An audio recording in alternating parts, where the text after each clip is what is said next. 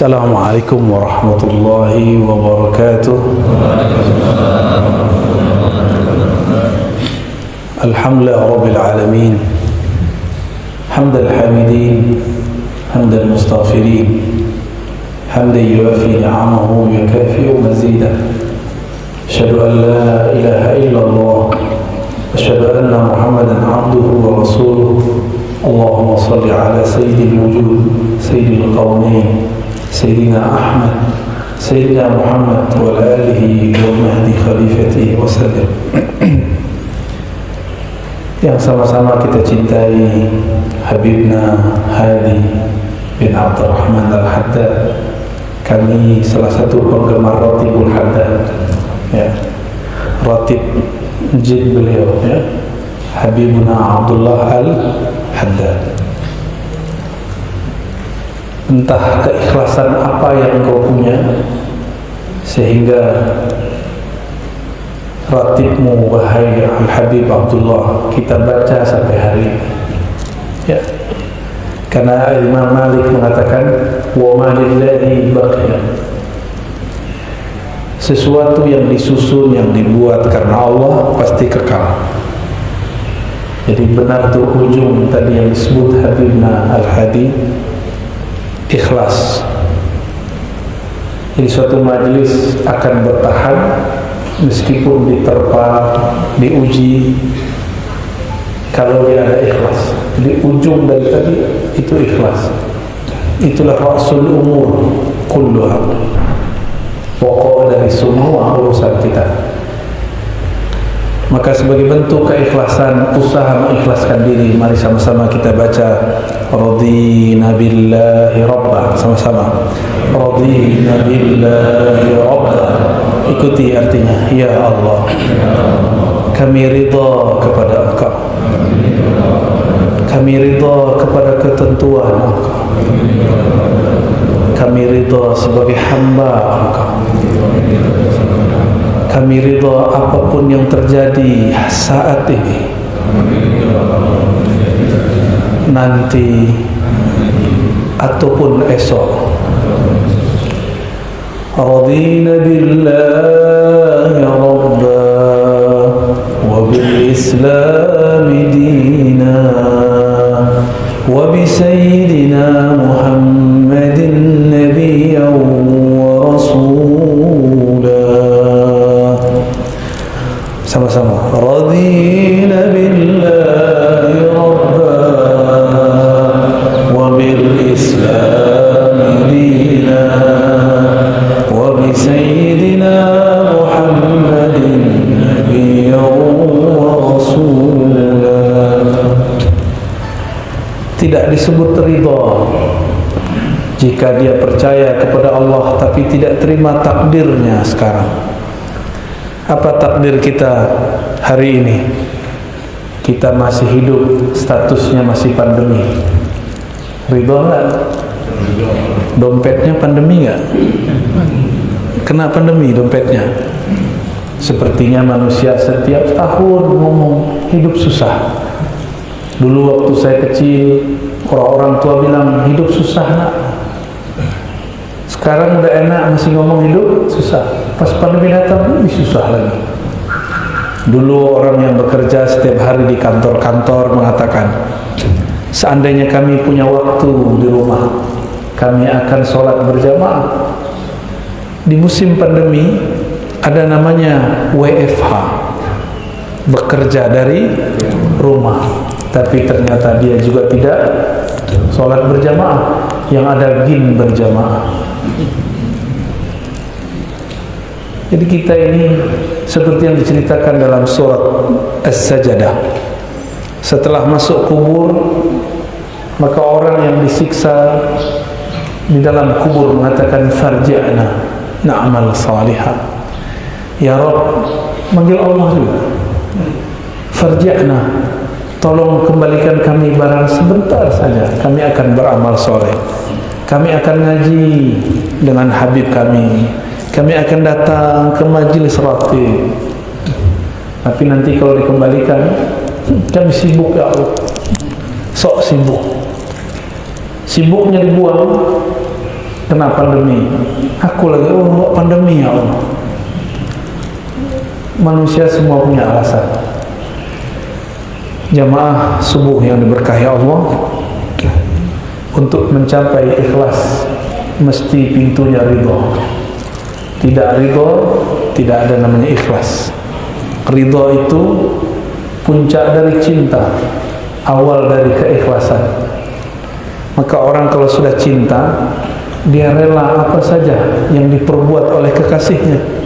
Jadi kalau kita mengatakan radina billahi rabban, aku ridha kepada Allah sebagai Rabbku, maka apapun yang Allah lakukan kepadanya, dia pasti ridha. Udah ridha belum dengan masa ini? Pandemi ada ridha gak? Jangan salahkan siapa-siapa. Jangan salahkan, oh ini konspirasi. Betul, mau ini konspirasi, apalagi konspirasi. Katanya orang Bugis nggak bisa baca Z ya, Ustadz Ar-Rosi katanya. Saya jadi pembalap gitu. Tak apa-apa lah, pembalap akhirat insyaallah ya. Kalau betul ridho kepada Allah, terima apapun yang ada, terima apapun yang terjadi. Orang tidak ridho, kalau dia terjadi sesuatu dia marah. Ini ciri-ciri tidak ridho. Tadi saya baca di situ ada tulisan, la taghdab falakal jannah. Jangan kamu marah, kamu dapat surga. Untuk bisa tidak marah-marah, babnya cuma satu, ridho. Orang ridho karena sudah cinta. Misalnya gini, lagi di jalan, mobil kita kegores, kita buka kaca, ternyata kekasih atau mantan.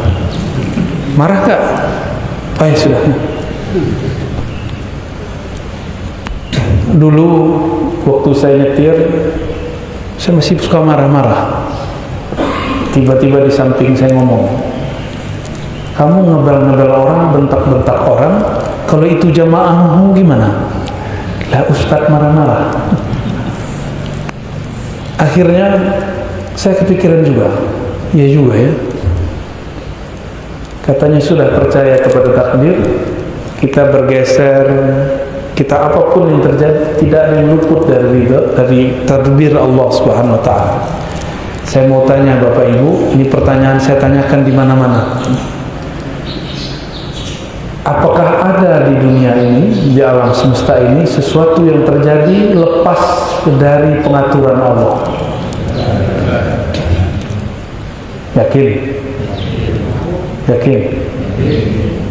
Beneran? Kalau sudah begitu, ridho enggak kepada Allah?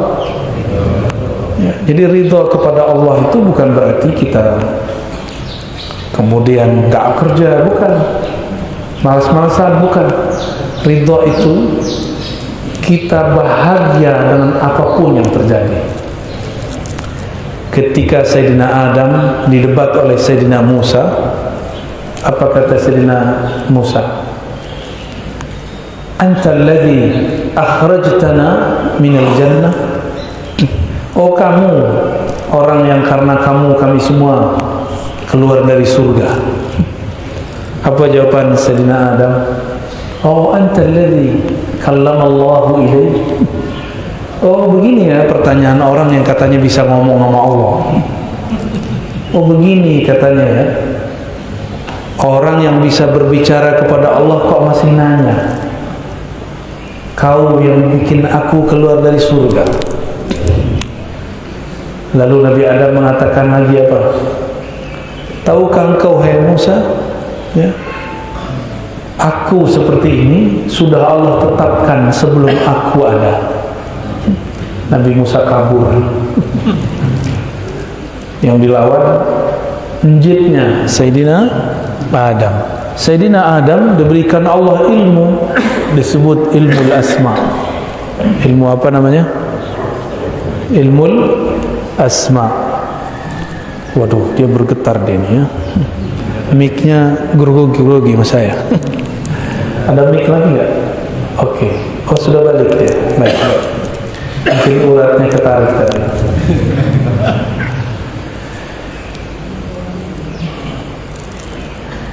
Nabiuna Adam alaihissalam itu pendatang baru di surga. Beliau dimasukkan ke dalam surga pada hari ini, hari Jumat, dan beliau dikeluarkan dari surga pada hari ini, hari Jumat. Dan nanti kiamatnya Bani Adam itu terjadi pada hari ini, hari Jumat. Tapi tidak usah khawatir, kalau Habib kita masih mimpin Ratibul Haddad, aman insyaallah. Ya. Kenapa?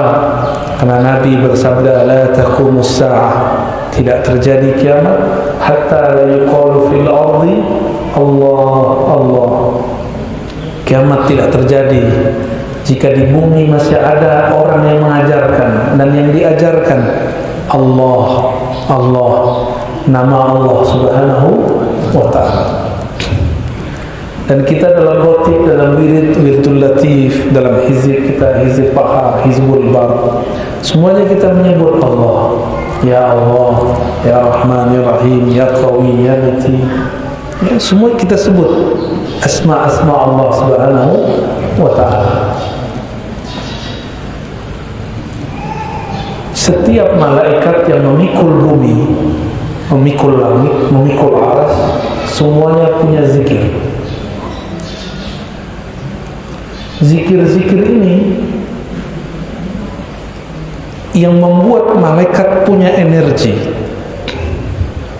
Maka sisi kita yang disebut sisi cahaya, jadi dalam diri kita ada unsur namanya unsur an-nuriyah. Sedangkan ini disebut unsur at-tiniyah. Ya, ini unsur dari tanah. Inni khaliqun basharan min tin. Aku ciptakan bashar, manusia dari tanah. Tanah ini tercipta karena kun. Allah mengatakan kun, maka terjadi. Di dalam kunnya itu ada kaf. Ulama ahli asrar huruf mengatakan kaf pertama disebut dengan kamaliyah, kesempurnaan. Nun ada dua makna. Kita nun yang mana? Yang pertama nun nuriyah, kesempurnaan cahaya Allah. Yang kedua nariyah, terang juga tapi pakai api. Terang juga, cuma menggunakan bukan nur. Kun tadi Allah berkalam jika ia beriradah. Innama amruhu iza arada syai'an ayyakula lahu kun fayakun. Arada, iradah. Maka dalam setiap diri kita ini ada nur, nur Allah subhanahu wa ta'ala. Tapi juga Allah simpan di situ nar. Imam Tabari dalam tafsir At-Tabari mengatakan malaikat itu nurul izzah, cahaya izzah. Sedangkan iblis narul izzah, apinya izzah. Apa arti izzah? Keperkasaan. Dan ada satu unsur dalam diri kita, itu ada nur, ada nar. Karena nur itulah kita suka zikir. Apalagi masjid-masjid yang ada orang Banjar melukis, itu wiridnya panjang. Seantara azan dengan iqamat baca ya hayyu ya qayyum bi rahmatika astaghis. Betul ya? La ilaha illa anta, bisa panjang sekali. Kenapa kita senang? Karena di dalam diri ini ada nur. Nabi mengatakan nawwiru buyutakum bis salati wa tilawatil Quran. Hidupkan cahaya, nyalakan cahaya di dalam rumahmu dengan salat dan Quran. Salat itu li zikrillah, inti dari salat zikrullah. Maka kalau diterjemah ulang, hidupkan, nyalakan nur di dalam rumahmu dengan zikrullah dan baca Quran. Baca Quran itu juga zikrullah. Maka menyalakan api, menyalakan cahaya itu dengan nur. Baitullah, rumah Allah. Apakah yang disebut rumah Allah? Apakah bangunan yang ada kubahnya?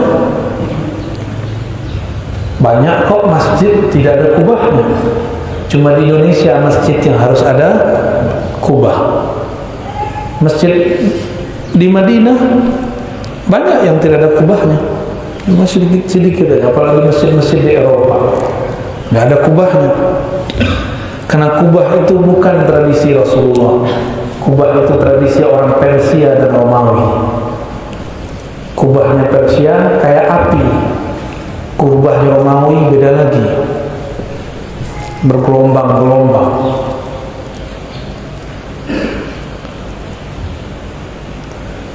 Jadi kalau yang disebut rumah Allah itu yang ada kubah, sudah pernah melihat rumah ibadah agama Sikh?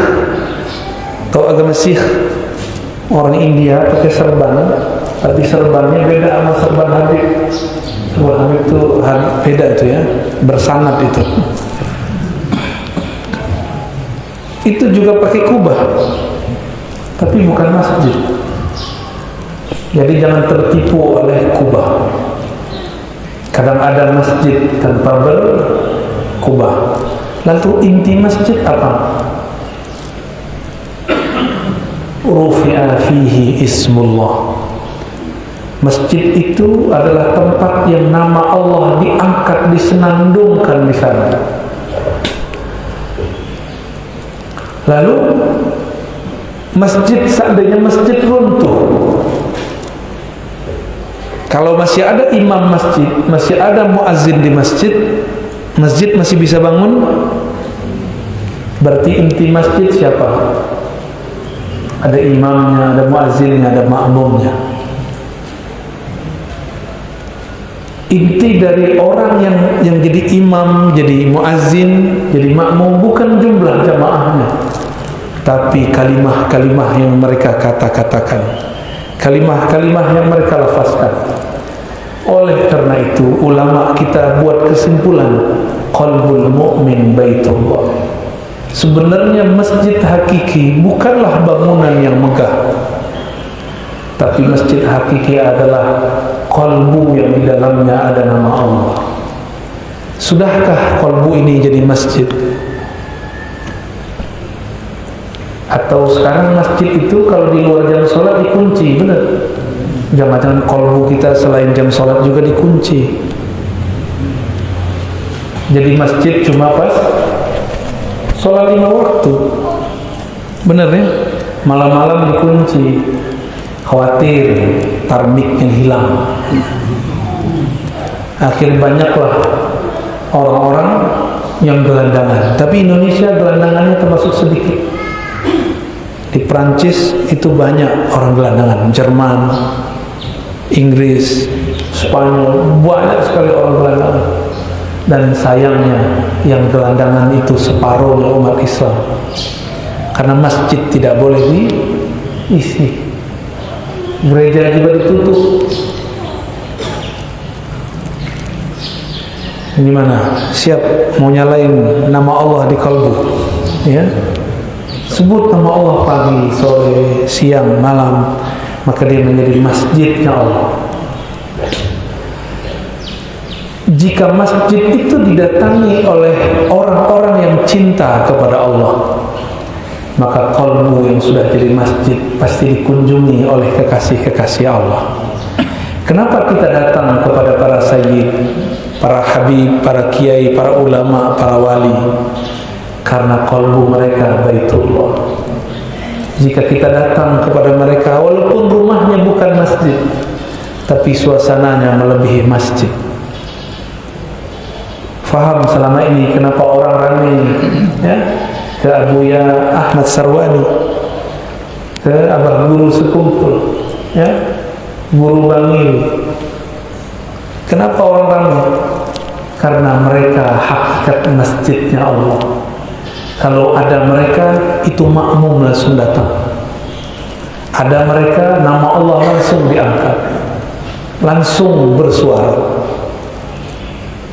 Paham istilah-istilah saya dari tadi? Sulit dipahami atau mudah?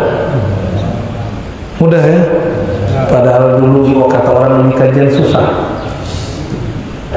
Kita dulu waktu kecil kalau dengar orang ngomong qalbul mu'min baitullah, langsung pada kabur jemaah. Ngaji apa ini? Nggak mau dengar mereka. Tapi alhamdulillah sekarang kaji-kajian begini sudah mulai masuk YouTube. Tapi kita tahan-tahan juga, tidak semua rahasia boleh dibeberkan. Jamaah subuh yang bukan Allah, bentar lagi syuruk ya. Satu kali datanglah menantu Abu Hurairah kepadanya, namanya Sa'id ibn Musayyib. Siapa namanya? Atau Sa'ad ibn Musayyib. Lalu Abu Hurairah senang sekali. Abu Hurairah mengatakan, waditu, aku suka sekali, aku berharap kita berkumpul di kamar-kamar surga, di pasar-pasar surga, di mall-mall surga. Di Balikpapan ada mall ya? Baru ya? Baru mall ada kena pandemi. Kasihan. Kita senang ngumpul, duduk-duduk di kafe, ngopi-ngopi, bener gak? Sama aja, mau ustad gak ustad, habib gak habib, senang ngumpul-ngumpul, cuma beda tempat aja. Suka minum minuman bareng, tapi beda tempat. Ada yang sama juga tempatnya. Lalu Sa'ad ibn Musayyib bertanya, boleh disebut Sa'ad ibn Musayyib atau Musayyib? Ya Abu Hurairah, apakah memang ada pasar di surga? Emang ada mall di surga? Itu tanyaannya. Mau tahu nggak? Ada mall nggak di surga? Ibu-ibu kalau ada mall di surga mau belanja nggak? Di sono belanja nggak perlu pakai dolar, nggak perlu pakai rupiah. Jadi kalau kita belanja di sana, itu tinggal pilih. Datang ke mall surga, tinggal pilih mau baju yang mana.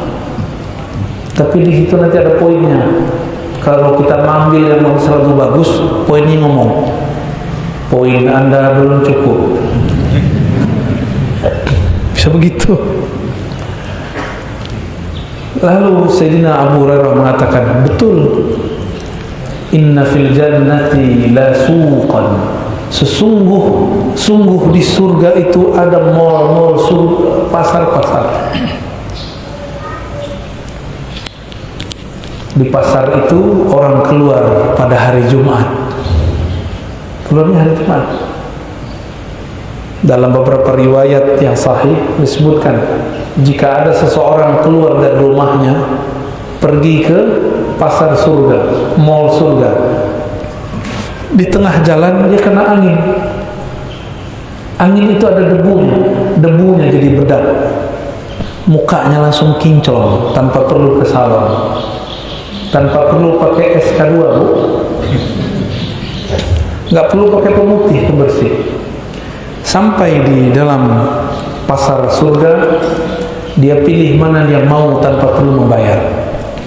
Pulang, ratu-ratu bidadari ini kaget, emang kamu suamiku? Kenapa? Jerawatnya udah nggak ada, mukanya tambah cakep. Maka di surga tidak ada namanya tua, yang ada tambah muda, tambah jadi pangeran, jadi sultan, jadi raja.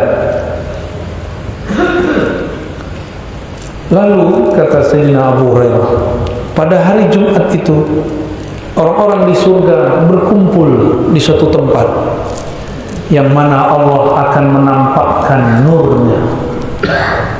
Dibukakan hijab tirai yang hanya dibukakan sekali 500 tahun. Hanya dibukakan pagi dan sore. Dari pagi sampai sore di surga sama dengan 500 tahun di dunia. Ada yang umurnya dari 500. Bapak umurnya berapa, Pak? 57, masih muda, Pak ya. Tapi saya lebih muda lagi, Pak.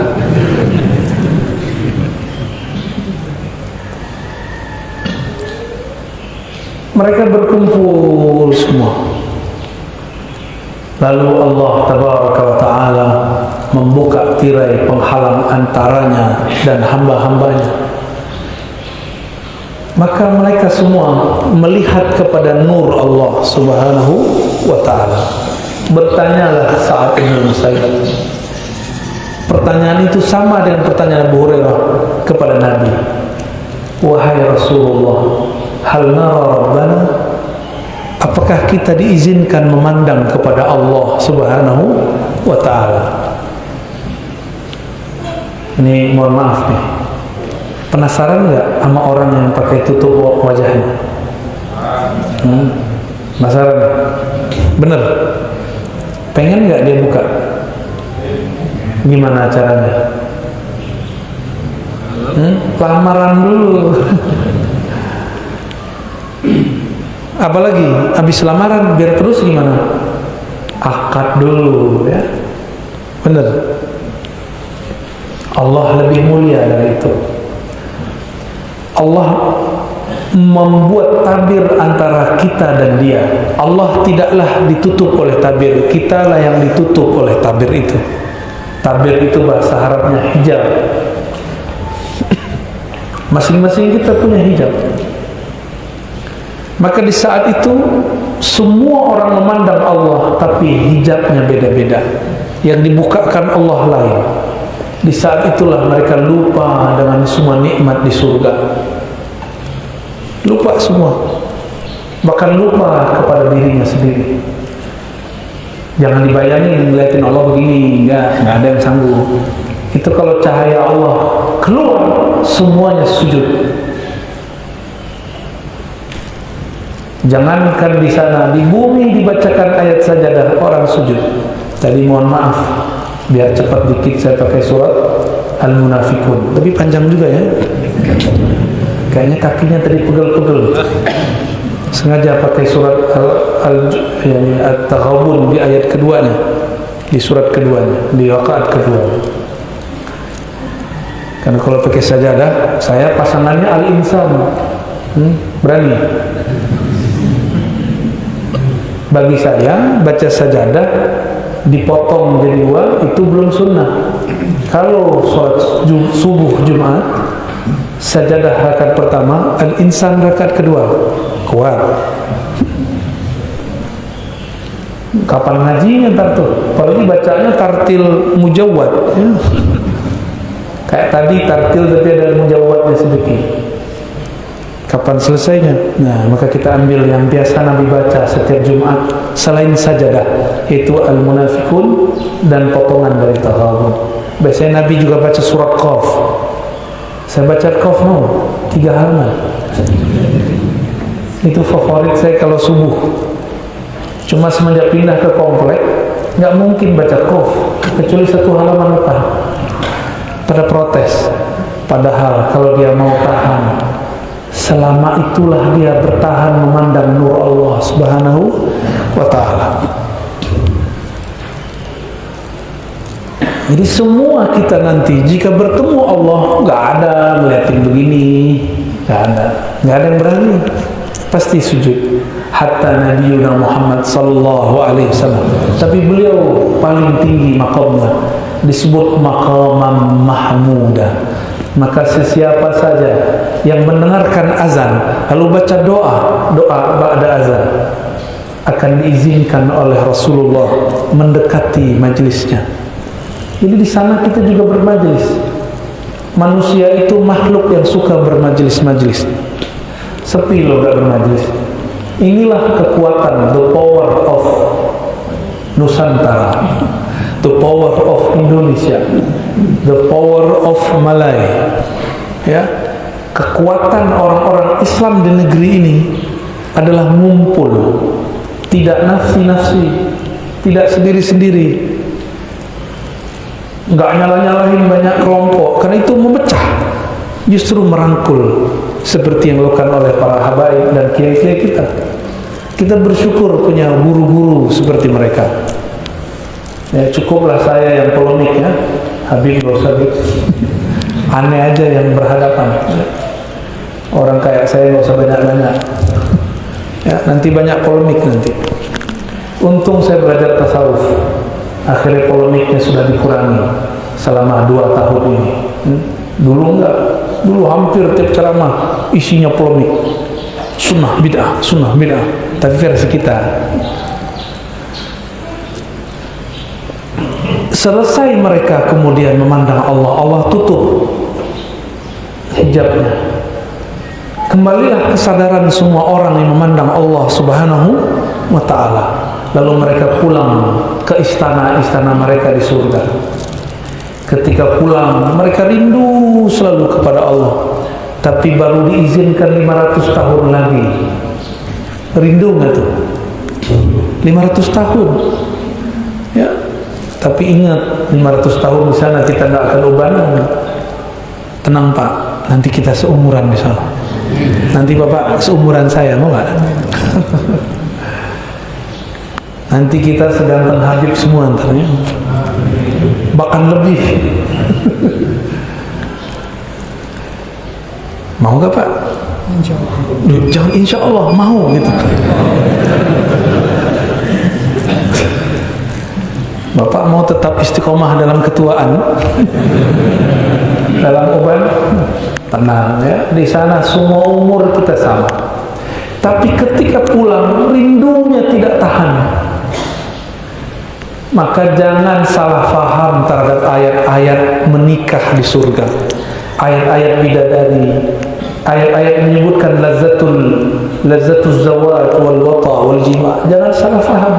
Ayat nikmat kawin di surga, jangan salah faham. Sebelum saya jelaskan rahasianya, kenapa kalau orang habis melakukan hubungan spesial itu wajib mandi? Kenapa? Karena dia lupa sejenak, sekian detik. Bapak Ibu tahu istilahnya? Jangan dibaca Pak di masjid. Kita sebut bahasa Arabnya lazzah, kelezatan. Lezatnya itu membuat kita lupa bahkan kepada diri kita sendiri. Maka ketika sadar, selesai, wajib mandi. Yang jomblo gak paham.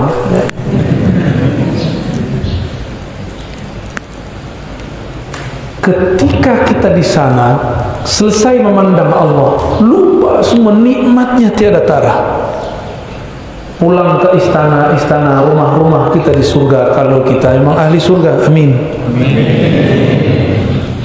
Rindu kepada Allah tak terbayarkan, maka Allah berikanlah pasangan-pasangan untuk menawar, memberi penawar kerinduan itu kepada Allah.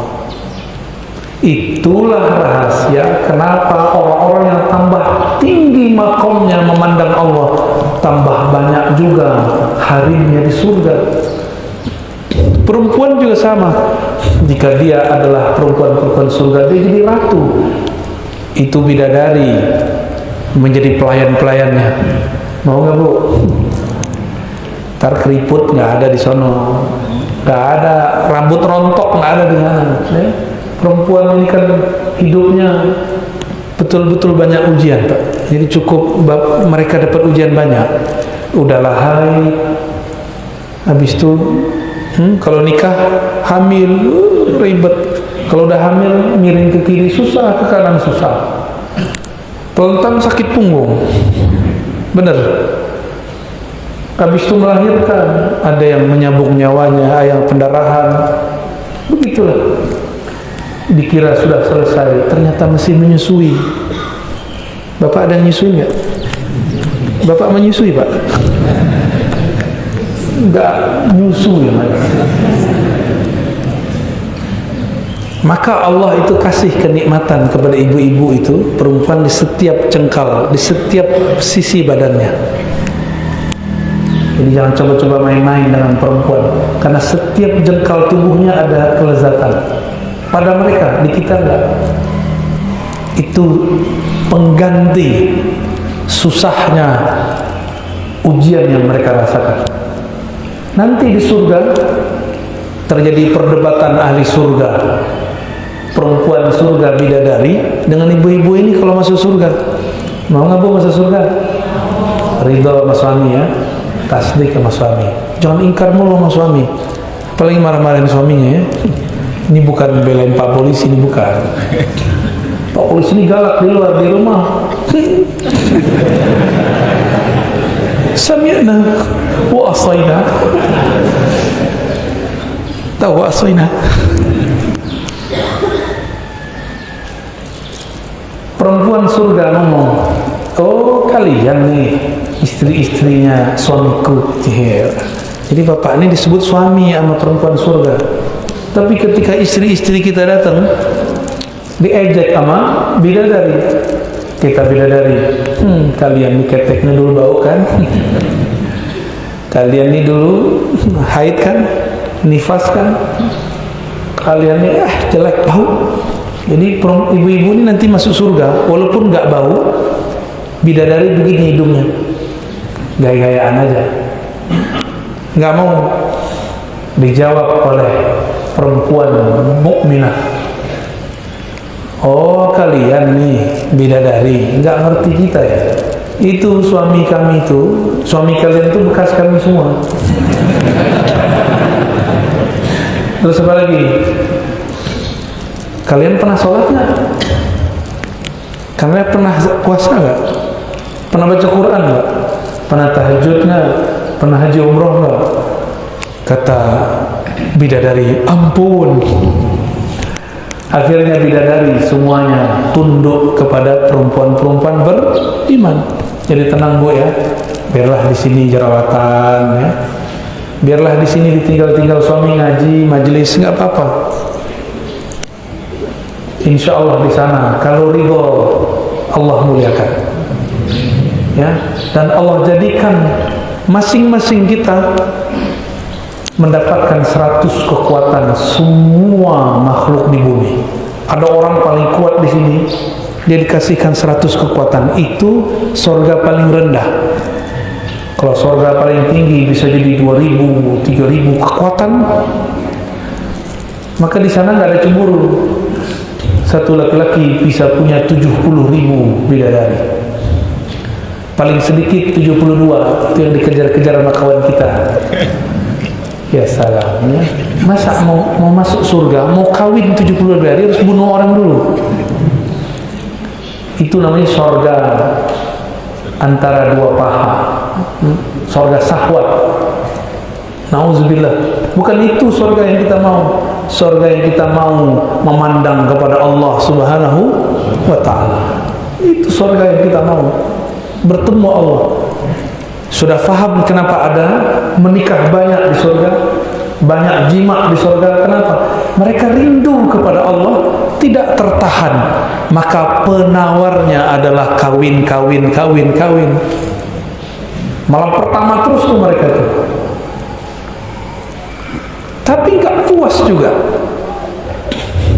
nikmat sebentar hilang, mereka pengen nambah lagi. Ketika sore hari di surga, mereka tinggalkan semua pasangan mereka juga meninggalkan mereka, semua datang kepada Allah, ingin bertemu lagi Allah Subhanahu wa ta'ala. Bertemu Allah, buka cahayanya lagi, terbukalah tirai, mereka sujud semua, lupa dengan semua nikmat surga. Begitu dalam hadis Imam Muslim. Lalu Allah tutup lagi tirainya, mereka sadar kembali, pulang kembali. Itu rasa yang kemarin hambar, ingin nambah lagi. Maka di surga itu tidak ada nikmat berkurang, nikmatnya nambah terus. Tapi ahlullah, orang-orang yang mereka keluarganya Allah, mereka kemudian tidaklah tertarik dengan kawin-kawin di surga. Tertariknya sama apa? Ya Rabb, izinkan aku bermajlis dalam hadiratmu. Wujuhu yawma idzin nadirah ila rabbiha nazirah. Maka nanti ada penduduk-penduduk surga, dia enggak minat sama bidadari, terus dia cuma ingin bertemu Allah setiap saat, sujud dia setiap saat, bahkan berngobrol-ngobrol dengan Allah. Allah ini kan akraban. Dalilnya apa? Ada enggak dalil yang menyebutkan Allah qarib? Ada, ya, ada kan? Wa nahnu aqrabu ilaihi min hablil warid. Wa idza sa'alaka ibadi anni fa inni qarib. Aku qarib, dekat. Kalau teman dekat, ngobrol enggak? Apa unek-unek kita sampaikan? Lalu Nabi di ujung hadis, ini hadisnya panjang Pak, tapi saya ringkas saja ya. Dalam hadis yang sahih, Nabi mengatakan, jika engkau mau bertemu Allah di waktu pagi dan di waktu sore di surga, maka dirikanlah sholat sebelum terbit matahari dan sebelum terbenam matahari. Semoga sholat kita lakukan barusan adalah mahar. Mungkin tidak pantas jadi mahar, tapi semoga tasdik iman kita kepada Allah yang menyuruh, meskipun tidak khusyuk, Allah jadikan sebagai wasilah kita dapat bertemunya nanti di surga Firdaus. Allahumma ja'alna min ahli Firdaus. Ya Allah, jadikan kami penduduk surga Firdaus, bahkan lebih tinggi dari itu ya Allah. Ya Allah, izinkan kami yang hadir pagi ini orang-orang yang memandang kepada nur jamaliyahmu, keindahanmu, jalaliyahmu, keperkasaanmu. Ya Rabb, siapapun yang tasdik kepada nabimu, yang percaya kepada semua kekasih-kekasihmu, izinkan kami mendapatkan syafaat Nabi Muhammad SAW. Ya Allah, tuliskan nama kami pada diwan, pada sijil yang tertulis di situ daftar orang-orang yang dapat syafaat Nabi. Bahkan angkat nama Nabi, nama-nama kami ya Allah menjadi nama-nama orang yang diizinkan bermajlis di majlis-majlisnya Allah. Dahadiratullah. Amin Rabbal Alamin. Allahumma najjina minan nar. Ya Allah, dengan kerahmatanmu, dengan kasih sayangmu, bebaskan nama kami, hapuslah nama-nama kami dari neraka. Allahumma jirna minan nar. Allahumma jirna wa ahlana wa zuriyatana minan nar. Allahumma jirna wa masyayikhana wa abanana wa ummahatina minan nar. Allahumma jirna wa jiranana minan nar. Allahumma jirna wa man hadara ma'ana fi hadha sabah minan nar. Ya Allah, berkahi kami yang hadir, berkahi guru-guru kami, berkahi semua yang hadir. Walhamdulillahi Rabbil Alamin. Al-Fatihah.